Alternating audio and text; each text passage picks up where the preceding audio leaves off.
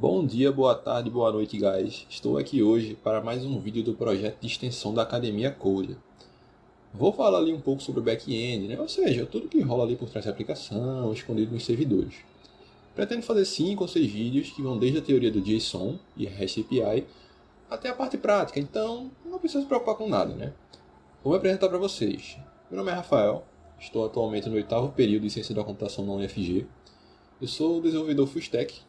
Lido ali muito bem com JavaScript, que é aliado ao Vue.js, que é um framework ali de componentização, que ajuda muito na parte do front. Na parte do back, eu gosto muito de utilizar o Java, aliado ali ao Spring. Então, devidamente apresentado, vamos começar. A primeira aula vai ser sobre a teoria de JSON e REST API. Só ali para refrescar ali a cabeça de vocês.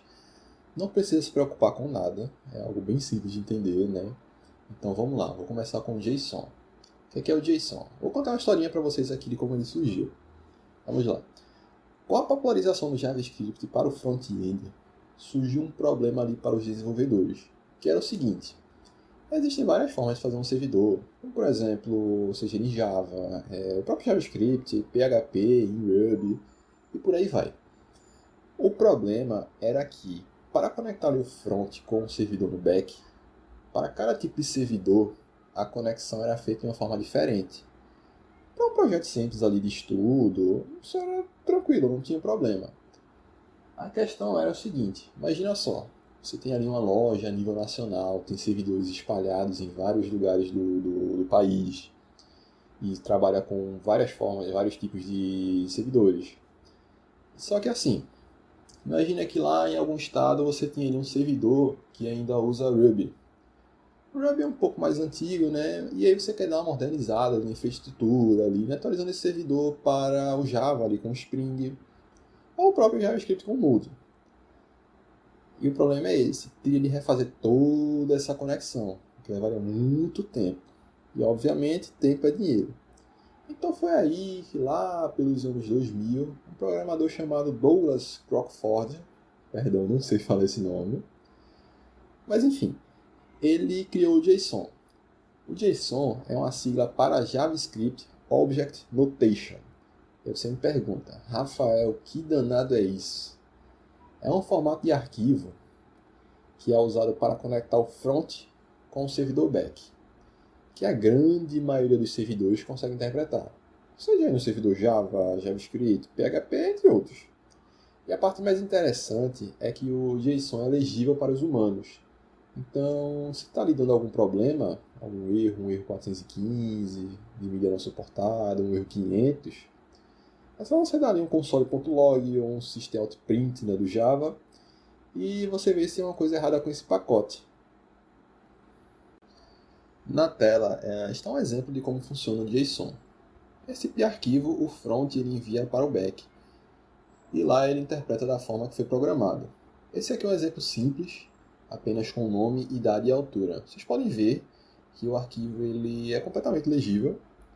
E ele se dá ali com abertura de chaves, o nome da variável e o valor daquela variável, tudo entre aspas. Pode ser tanto aspas simples como aspas duplas. Nesse caso eu estou usando aspas duplas. E não uso o símbolo de igual, se uso 2 pontos, que é um TypeScript, mas não precisa se preocupar com isso. O formato de arquivo é esse. Um exemplo de onde é usado o JSON, que é bem interessante, é para eleição, tudo. Eu percebi que no aplicativo do eTeaching, se você escanear aquele QR Code com o seu celular, você vai ver que ele retorna um arquivo JSON. Vai estar ali um pouco bagunçado, tudinho, porém o servidor consegue interpretar normalmente. Aqui está um exemplo de JSON. Nesse caso, né, uma tela de login, onde ao clicar no botão de entrar, ele vai capturar o que foi escrito no campo de login e no campo de senha. Nesse caso aqui, né, eu digitei Rafael@Henrique e a senha 12345. E aí vai ser preparado esse pacote JSON, desse jeito que está aqui na tela, e vai ser enviado ao back-end. Você pode ver, está aqui login, Rafael@Henrique e senha 12345. Tudo entre aspas, 2 pontos, como eu tinha falado antes. E aí, esse pacote, esse arquivo JSON, ele vai ser enviado ao back-end, que por sua vez vai interpretar o arquivo JSON. E nesse caso aqui, né, eu programei ele para fazer uma consulta no banco de dados MySQL, usando lá aquele método selectFrom para saber se aquele usuário é válido ou não. E com isso, se for validado, o servidor vai devolver esse token aqui, que no próprio servidor também vai ser montado um arquivo JSON. Olha só, mesma coisa. Chaves abertas, aspas, token, dois pontos e o valor daquele token, que nesse caso são esse número de 5 dígitos. E vai devolver para o front-end, também no formato JSON, assim como está na tela, você pode ver. E aí o front vai receber esse token e usar da melhor forma, né, para validar alguma coisa, validar a sessão. E é que tá, isso aí é um breve resumo sobre o JSON, espero que tenham entendido. Se não entendeu, voltem o vídeo, ou até mesmo podem chamar no WhatsApp que eu explico melhor. Vocês podem ver que ele não é um bicho de 7 cabeças, pelo contrário, ele é algo bem simples, porém muito útil no dia a dia de um dev. Então vamos prosseguir com a aula. REST API. O que é o REST? O REST ele nada mais é do que um protocolo web, que da sua forma mais simples são usados os métodos GET, POST, PUT e DELETE.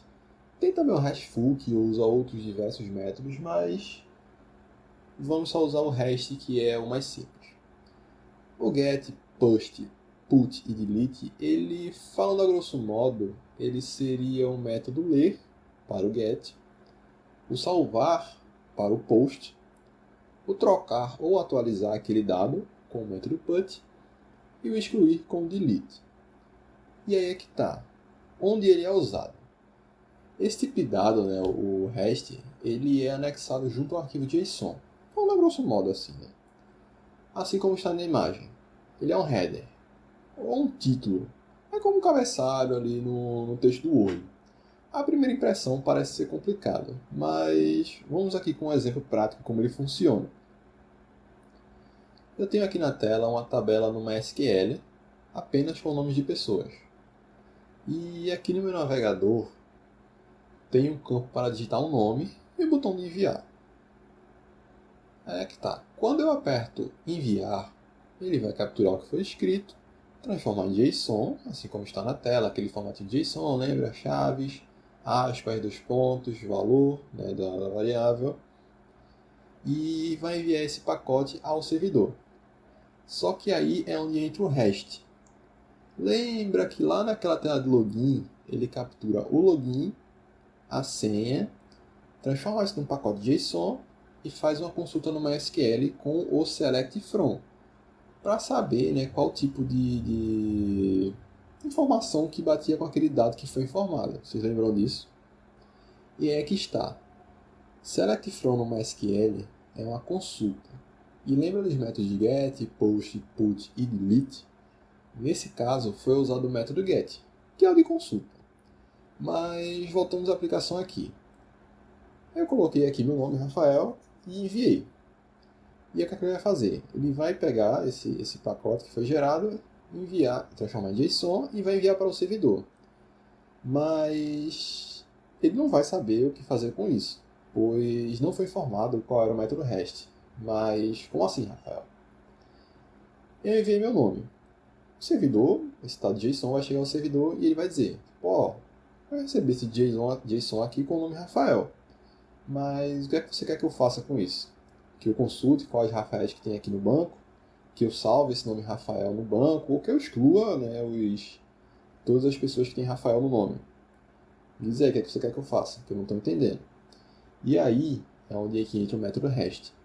Se eu anexar, falando assim a grosso modo, né, se eu anexar ao JSON o método GET, o meu back-end, né, ele vai interpretar e vai mandar um selectFrom para o MySQL e consultar quais os Rafaéis que tem no banco. Nesse caso seria Rafael Henrique, Rafael Augusto, né? Todos esses dados que ele retornou aqui, porque eu usei justamente o método GET, que é o método de consulta. Porém, se eu anexar a esse arquivo JSON o método POST, o que é que ele vai fazer? Ele vai interpretar no meu banco de dados como salvar. Então ele vai dar o comando insert into, que seria o salvar no MySQL, e vai salvar esse nome Rafael no banco de dados. Porém, por outro lado, se eu anexar o método delete, o que é que vai acontecer? Delete é excluir. Então ele vai dizer para o banco de dados, tipo, eu quero que você exclua todos os dados que tem o nome Rafael. E aí a gente usa esse comando aqui no SQL, que é o delete from tabela, né, que seria a tabela que a gente está usando, enquanto nome foi igual a Rafael. E aí todos esses Rafaéis que tem aqui, eles vão ser excluídos. E é para isso que serve o método REST. A primeiro momento ele pode confundir, mas é algo bem simples e fácil. Mais para frente eu vou ensinar onde é que eu posso anexar esse método, né, ao JSON, e aí poder fazer essas consultas com o método GET, com o método POST, PUT, DELETE, que numa aplicação é muito importante você fazer isso.